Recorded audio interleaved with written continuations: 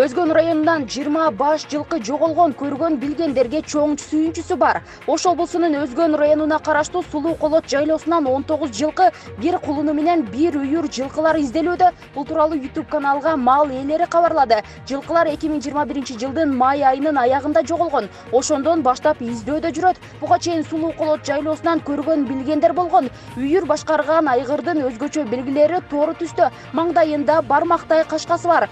Сол туягы ак, ичинде 2 боз бээ, 1 бурул бээ болгон. Көргөн билгендер болсо экран алдындагы телефон номерге байланышсаңыздар сүйүнчүсү бар.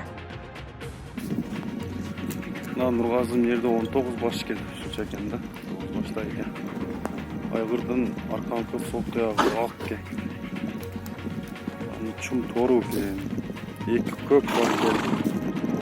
1 бурул байтал бар экен. Бир эле кулум бар экен, мына кулум көп кетип калган окшойт.